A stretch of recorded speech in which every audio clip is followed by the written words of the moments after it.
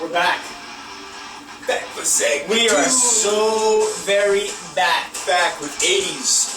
Again, children of the 80s, not children of the corn. Definitely not children of the corn. Well, We're not scaring anyone. Crazy damn children. Get them out of here. Alright, ship them back off to the planet where they came from. Alright, we're on planet Field of Fearman and Field of Golden Style and Field of NBA now we're talking. Yeah. We're talking NBA next. We're talking NBA. We did a lot of NFL. We broke down the Super Bowl. Season's over. We'll get into more Peyton Manning talk as we find out where he wants to go and what's going to happen and the other free agents and whatnot. But And now the draft. The draft, yeah, that should be interesting. You know, I'm sure they're going to draft Luck. And again, we'll get into more of that. But it's NBA season now. Now it's NBA season. It is. All right, and it's been a weird one for the Knicks so far. You know, thinking we have Carmelo Anthony and Amari Stoudemire. We're all thinking at least, you know, the Eastern Conference Finals. You know, maybe against, you know, the Heat, the Bulls, whatever it is. Didn't start out that way. Hasn't been looking good, but somebody has come from out of nowhere and has electrified the Garden. Electrified This Garden. Yeah. Tell us about this guy and show the people who we're talking about. Talking about Jeremy Lin. Mm-hmm. We keep refer to the whole situation as Linsanity. Linsanity. With all due respect to Mr. Vince Carter over there. Don't want to, you know, jump on his nickname, but I guess that's all the rage in New York right now is about this guy Jeremy Lin. Unbelievable. Full disclosure, I seen him play in garbage time on the first couple of games of the year, and I just said, this guy doesn't belong. Yeah. They throw him in there 3 games ago. He played, I think, the first half. He was the first guy off the bench. I don't think he played in the second half for some strange reason. But in that first half, he looked really good. Yep. And then 2 games later, I mean, in those 2 games, he's done some stuff in the NBA that haven't been done since the likes of Isaiah Thomas in the early 80s. That's right, with the consecutive over 20 points and the assists and everything. Yeah, phenomenal. It's crazy, and it's a pleasure to watch him play. It's enjoyable. Yeah, it's different. You know, he's like an Allen Iverson kind of guy to me as far as being able to slash to the hoop. Yeah. You know, like just get in there, weave in and out. He gets himself thin, you know. But the greatest part about him playing, besides, you know, again, how electrifying he is, and obviously he does play hard on defense and he knows what he's doing, but the pick and rolls back.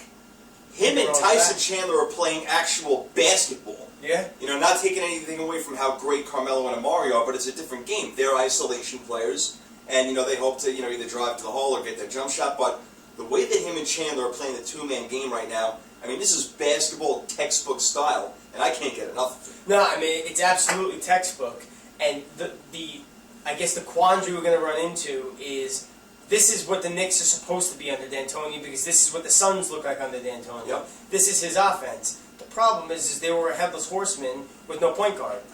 Correct. Now what happens when you get Amari back, because he recently lost his brother, and God bless you, Amari. Yeah, our condolences. And Carmelo, when he gets back from his injuries, maybe he'll get back from all the injuries instead over these 2 weeks instead of just a groin. Hopefully he'll heal up. But what they're going to have to do is they have to now find their way into this system. As ridiculous as that sounds, this is the formula that Mike D'Antoni runs. Yep. This is what this was supposed to look like the whole time. And for almost the entire season, except for the last 2 games, this team has almost been unwatchable. Yes. And in a total 180, this guy who's pretty smart from Harvard, he's changed everything. I mean, he's changed everything. Yeah. And tonight, he goes against Kobe Bryant. What do you say about that? I say I'm watching that. I am not going to miss that one. You know, the new Phenom versus the old Phenom. Everywhere you go, you see Jeremy Lin pictures on every website. Can he do it, though, against a team like the Lakers rather than the Wizards or the Nets? Hopefully he doesn't get, you know, too high and being the graduate that he is. I don't think that he's going to let it really get to his head. You see how Melo and Amari are going to incorporate with this system.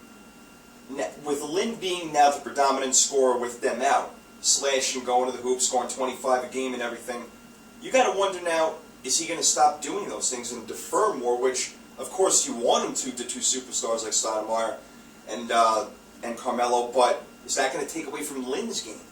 I think you'll see the scoring come down a little bit, although the way he drives to the hoop and his his ability to finish. Yes. In all these different ways with the left hand and the right hand. It is. People are saying he needs to work on his left hand. I think what they're referring to with that is his dribbling. But I mean, as far as his dexterity near the hoop, excellent. I mean, it's unbelievable. So I think you're still going to see that. I think you'll still see him driving through the lane.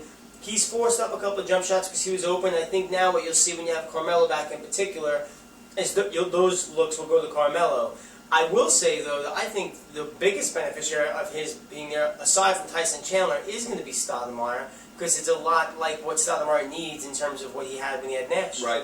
Not that Jeremy Lin is No, Nash. not comparing, of course. We're not doing that, but it's a similar style, and it's exactly what he needs. And just the one thing I want to throw in is his ability to get into the lane is very much Allen Iverson-like. Yes. That's where the comparison stops, though, because Allen Iverson will shoot it if he was upside down, laying on the floor if he had the opportunity. And I give him mad props. He's taken the biggest beating for a small guy ever. Hall of Famer. But Lin is a pass-first point guard. Yeah, I like that. With penetration ability. I mean, well, that's the key. You see, I've always believed in you have your best player penetrate to the hole. He's going to draw a double team or somehow leave somebody open underneath it, Tyson Chandler, whatever it is, Dunk City, USA. Yeah. You know, penetration is key. You don't always have to, throw up a lane or try to dunk the ball when you penetrate. You can look for the open guy. So can Lin do that and find Carmelo near the base for him to come up and take, a nice dunk or, a sweet little jumper? Same thing with Amari. So he's going to be handling the ball, Lin, it looks like now, bringing it up the court. How is he going to distribute evenly? He's got two superstars. I want them to keep running the pick and roll, but I also want Lin to, again, penetrate and try to find Amari over here, Carmelo over here, and just open everything up. And one other name I just want to throw in there that will benefit from him being there, which has already been benefiting, is Steve Novak. Yeah, you can sit outside. Steve Novak took the reins at Marquette from Dwayne Wade when Dwayne Wade left, and he was awesome in college. And his problem is he doesn't do much else on the basketball court other than shoot. But if you ask to a man around the league, most people, and we heard this here first because we've obviously spoken to every NBA player that exists. I mean, at least everyone. Not a doubt. Even the dead ones. Even the dead ones. They would absolutely say that Steve Novak might be the best shooter in the NBA. Yeah, he's a great So shooter. him sitting on the outside with this driving kick, you're going to have him driving kick to Novak. Obviously, that's only going to be a few times during the game. I think Mr. Gallinari, maybe, from sitting at the outside. Exactly. Hopefully. Gallinari had more game than Novak, but absolutely. Yeah. And then driving kick to Carmelo, driving kick for Stoudemire, his 15, 18-footer. I mean, with the true point guard in that system, the potential is just there for what they were supposed to be. So let's hope they roll with they're gonna have to start introducing Jeremy Lin last when they introduce the next, after Carmelo and Amari. It's gonna be and Jeremy Lin from Harvard, as our big star.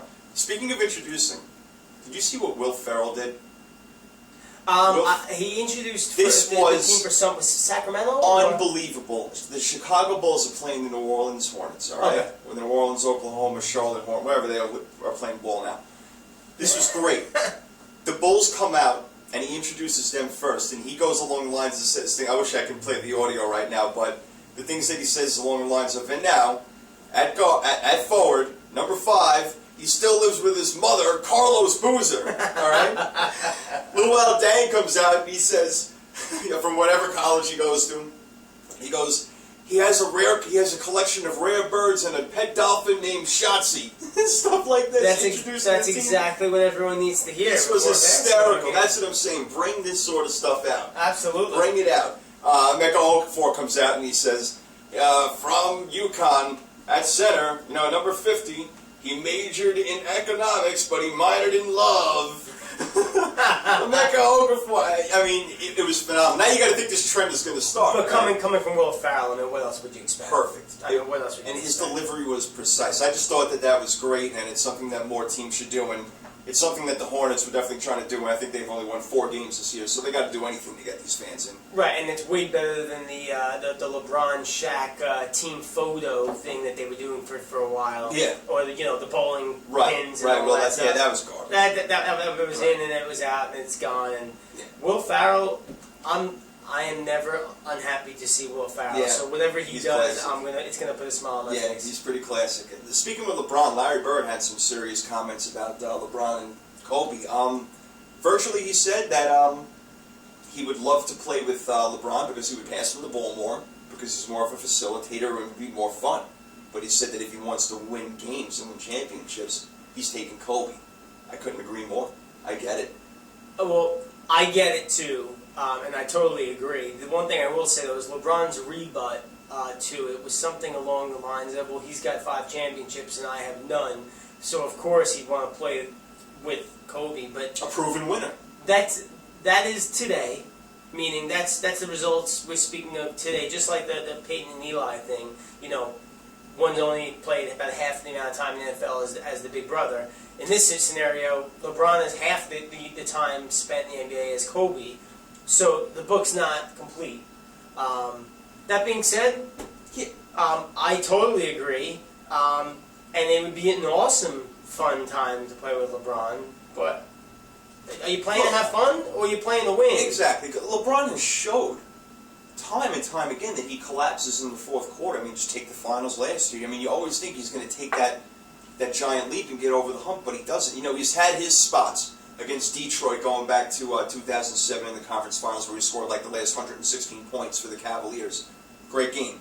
Was it the last 116? Yeah, it wasn't 118? Oh, you're right. I'm sorry. It was 118. I got to get my facts straight, that's folks. That's a lot of points. I'm sorry. We only try to give the truth here, so you're right. 118. Nothing but the truth. 118, and nothing but the truth is right. So, he doesn't have that clutch gene, and it seems he's either afraid to take the final shot. He misses clutch free throws constantly, so he just doesn't have that killer instinct. I know the guy wants to win, it's obvious, but there's something that he's missing over there, and he's been playing 8 years now, and he doesn't have any championships, and guys like Larry Bird, Magic Johnson, Michael Jordan, these guys had their championships earlier on. Jordan, I know it took his 7th year, but he had him, and then he never stopped winning. Right. So, listen, he has to win. He has to win. He has to win, like, really now. It's the time to do it. Well, and as far as LeBron goes, I will never, if he actually does win, I will never say he's the best player in the NBA, because he's not. Is he the most talented? Absolutely. I agree with that. But the best player, meaning what happens on the court that results in wins, it's still got to be Wade or Kobe. And in all likelihood, Kobe. Yeah. Because being a great player isn't about stats. It's not just about numbers. Exactly. It's about winning. It's about that stat. Yeah. It's about the winning. The wins are what's most, again, like we said in football, you give up as many yards as you want, but it's a matter of how many points you let up at the end of the game, sort of thing.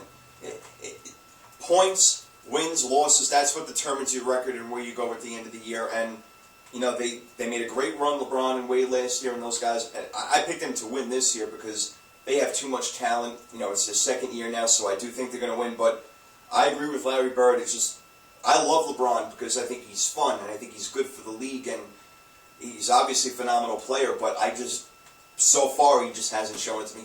And the perfect example is, do you remember when he hit that game-winning shot against Orlando? I think it was the 2009 season in the Eastern Conference Finals, when Orlando went to go play the Los Angeles Lakers in the finals. Okay.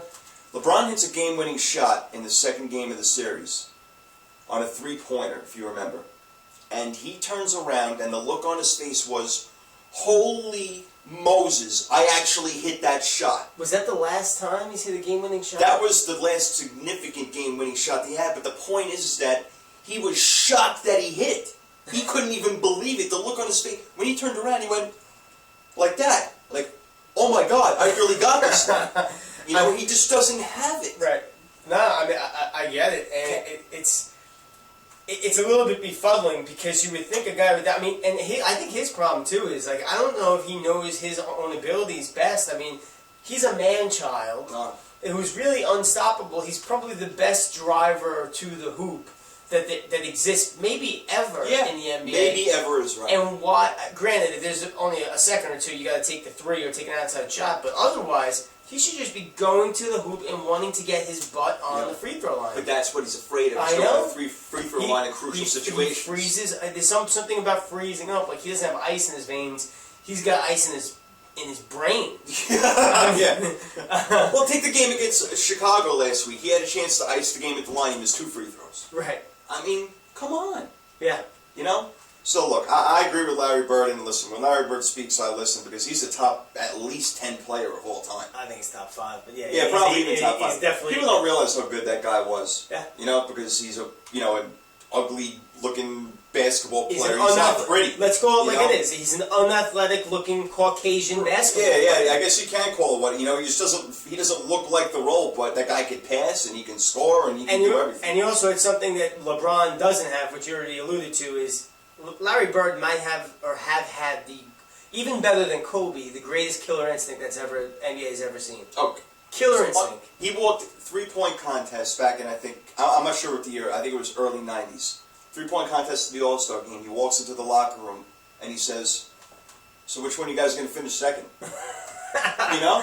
I mean, Mark Price. That's a good thing. Kobe Bryant in All-Star games plays his heart out. Yeah. Because he doesn't know any other way to do it. Right. He just wants to win. Right. You know? I'm not saying LeBron doesn't want to win, but you got to show more, and that's why he's teamed up with Wade, because Wade is the killer guy. Yeah. He's the guy who's proven that he can take a team on his back and win. So when it's crunch time, and Dwayne Wade is the guy who ends up winning the game, and maybe winning the championship for the Heat, LeBron's still probably going to get all the credit in the world, and it's going to drive me kind of crazy. It's going to drive me crazy, too. And my wish for LeBron, and not that it's ever going to happen in such certain terms, is that he becomes more of a point forward.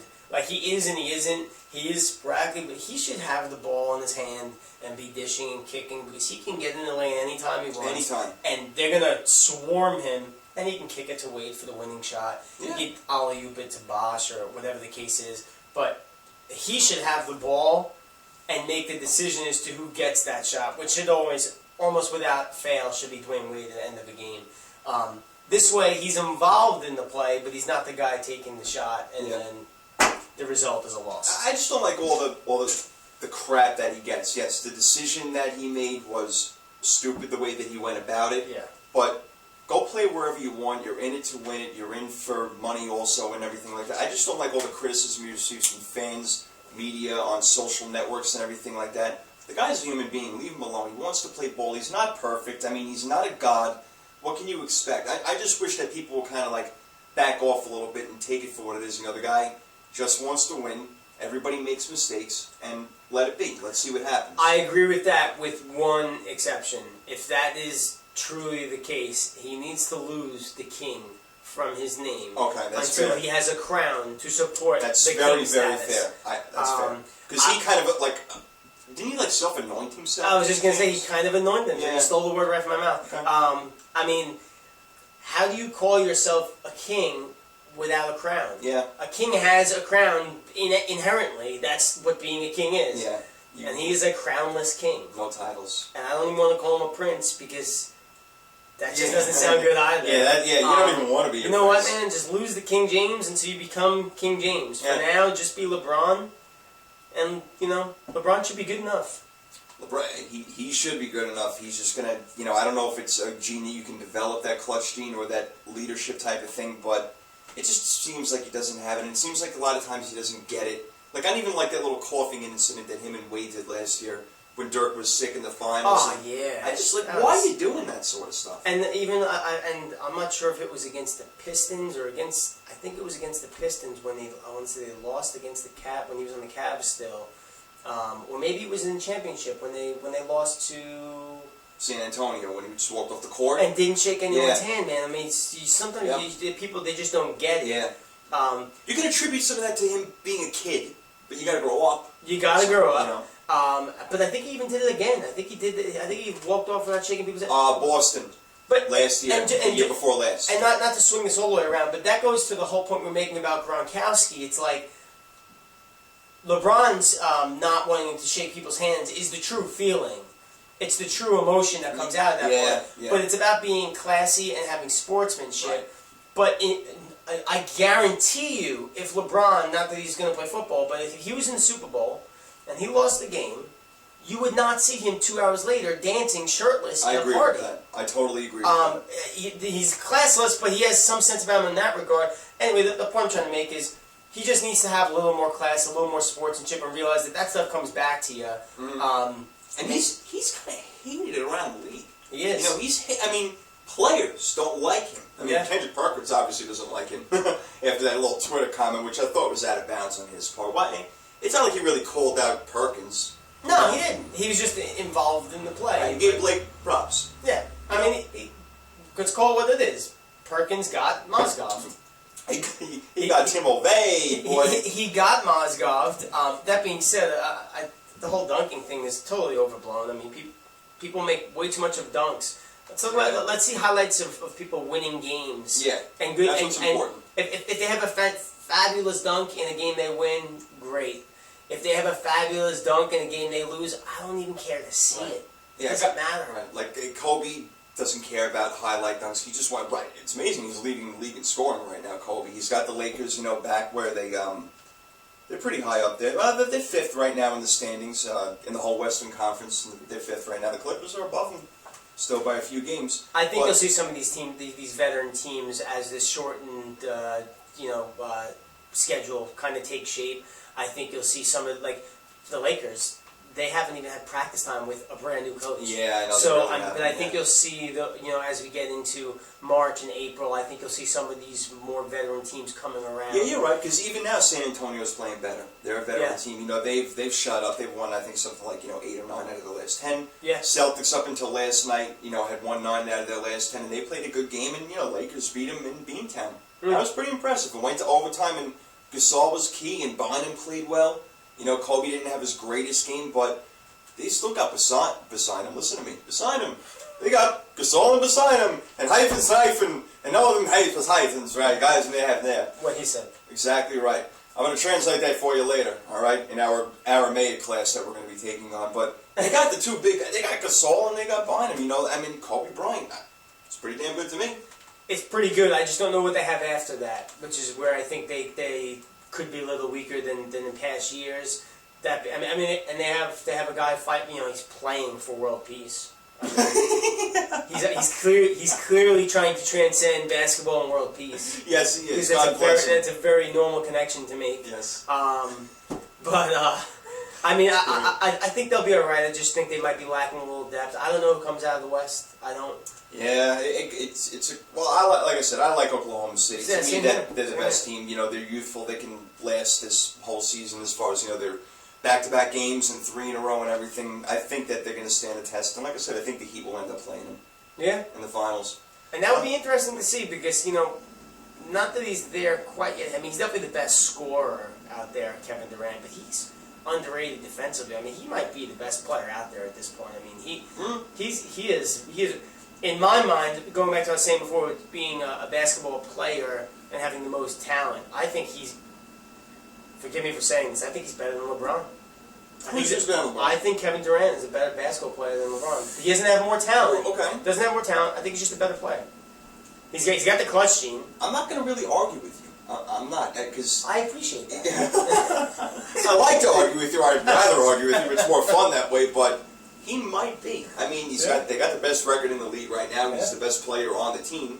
Led the league in scoring the past couple of years, and he rebounds. He doesn't. Yeah, and he plays better defense. He's long. He has the ability to block shots and do things like that. So, it's kind of hard to argue. If he could just get a little bigger, A little bigger. It's almost like you can't even see him. He's invisible sometimes. He's so skinny, this guy. But he is stronger than he appears to be. But that being said, and he plays tough too. I'll give him credit. Yeah, he's not a chump. The kid plays tough. But I just I don't know, man.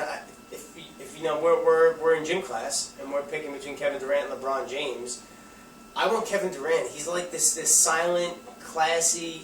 He gets it, you know. Just like when he after the decision, I want to say he twittered that he had just signed an extension with Oklahoma City. And that was it. It was so below the radar, and it was just the beauty of it is he stayed in a small market. He did it in such a silent fashion, not to attract all attention to himself, and he just gets it. And he's also that kind of guy. He doesn't seem like a craving attention type of person. Yeah, which you gotta love. He really doesn't, which is the big reason maybe why he stayed in Oklahoma City. It's like, I don't have to deal with all the crap around here. It's more of a college atmosphere, and I can be myself. Right. Maybe it'll work out, but we'll see. It's really actually fast approaching. All-Star game is coming up, so we'll break down some of the snubs and everything like that. We'll get more into it as the season progresses. But look, thanks for sticking with us for segment 2. We're going to be back with more. You can always leave your comments on the website so we can indulge you with our expertise on what you may want to hear. All right, so go to sports4fans.blogspot.com, sports4fans.blogspot.com, and we'll